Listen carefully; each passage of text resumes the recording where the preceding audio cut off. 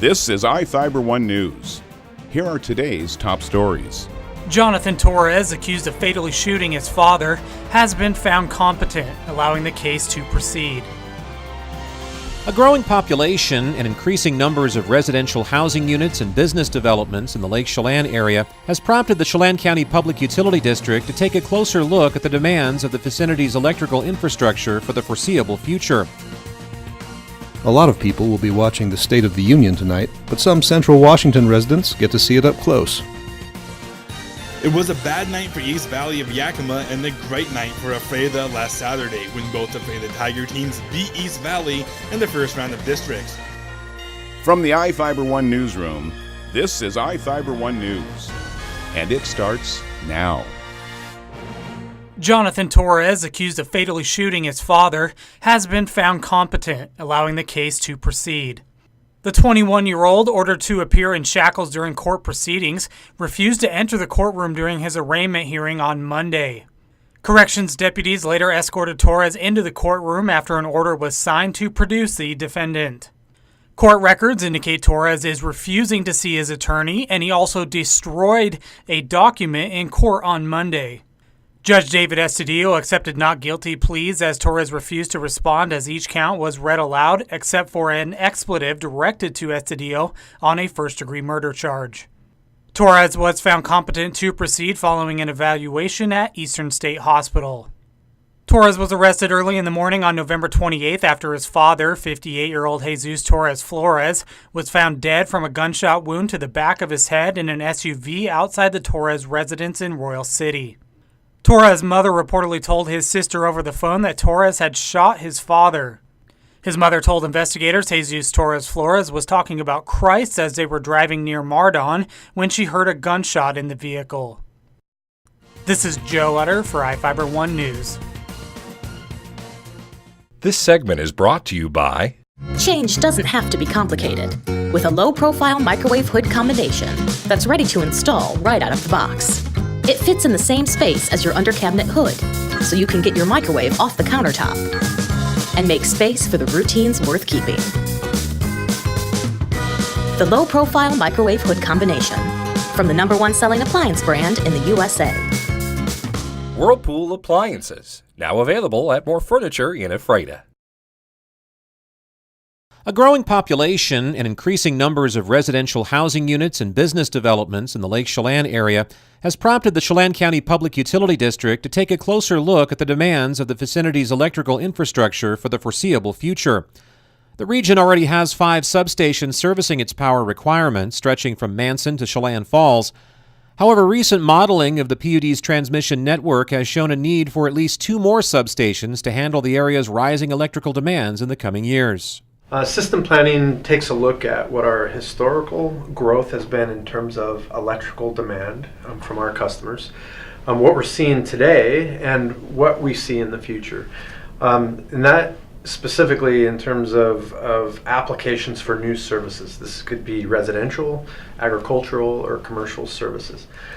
With the increased demand and growth in Chelan over the last 3 or 4 years, and what looks like to be continued growth for the next foreseeable future, we recognize we have some specific deficiencies in our electric grid.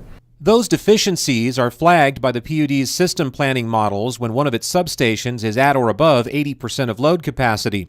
Based on studies that took place earlier this decade, the PUD has already identified and is planning the installation of one of those much-needed substations on the north shore of Lake Chelan near the terminus of Henderson Road. The PUD's modeling projections for the remaining substation are suggesting that it be located on the east edge of town near the Lake Chelan Dam and south of the Chelan River. The next step in the utility's process will be to start discussing the issue with its resident ratepayers. The first round of public engagement on the proposed project is scheduled to begin in March with a series of public stakeholder meetings to coincide and follow during the summer months. The PUD is optimistic that it will have the entire substation planning and construction process completed within 5 years and be able to energize the new pieces of its Lake Chelan area grid by the year 2024. Reporting for iFIBER 1 News, I'm Chris Hansen. This segment is brought to you by... Your taste buds bored? Well, then bring them to Jay's Teriyaki. Not only does Jay's have a variety of teriyaki dishes, they also offer mouth-watering salads and sides. Call Jay's 509-764-5155. Jay's Teriyaki, located at 123 East Broadway in Moses Lake, because it's all in the sauce. A lot of people will be watching the State of the Union tonight, but some Central Washington residents get to see it up close, thanks to their local Congress members. Representatives and senators have the privilege of bringing regular civilians in to hear the president's speech to Congress. This year, 8th District Congresswoman Kim Schreier has invited Janelle Payne Tamela, an Issaquah cancer survivor. She was among the early supporters for Schreier, a Democrat, during her campaign for the 8th. She's a trustee of the Issaquah Schools Foundation, and since her diagnosis of stage 3 colon cancer 3 years ago, she's become an advocate for health care access and lower prescription drug costs. From the 4th District, Republican Congressman Dan Newhouse hosts Ron Anderson, elected Yakima County Commissioner in 2016. He's a real estate agent and property manager who's also served on the boards of his local fire district and Habitat for Humanity. President Trump is scheduled to deliver the 2019 State of the Union at 6 p.m. Pacific Time. Jefferson Robbins, iFIBER 1 News. It was a bad night for East Valley of Yakima and a great night for Ephrata last Saturday when both Ephrata Tiger teams beat East Valley in the first round of districts. The boys stayed home and won 79-64, while the girls team went on the road as underdogs and beat East Valley 36-27. With a win under their belt, both teams are now guaranteed at least 2 more games. The boys team will travel to Prosser, while the girls team head to Grandview. The boys team was swept by Prosser during the regular season, but the WIAA RPI doesn't think they're far apart from each other, with the two teams sitting right next to each other in the RPI standings. The girls team was also swept by Grandview in the regular season. While Grandview has had some questionable games, they are ranked significantly higher in the RPI than Ephrata. Senior on the boys team Josh Bentham talked about how it felt to win his last home game as a Tiger and how ready the team is to advance in districts.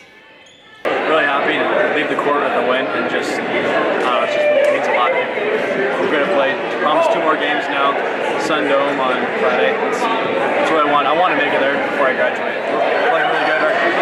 We still got a little bit of chemistry put together over the whole season. Chemistry's getting together really good. I like it. The games were originally scheduled for Tuesday evening, but have been pushed back to Wednesday because of weather concerns. The girls will play at Grandview at 5 p.m. and the boys will play down the freeway at Prosser at 7 p.m. I'm Adam Chikoski for iFIBER 1 Sports. This is iFIBER 1 News. For more information on these stories and other news, visit us online at iFiber1.com or check us out on Facebook.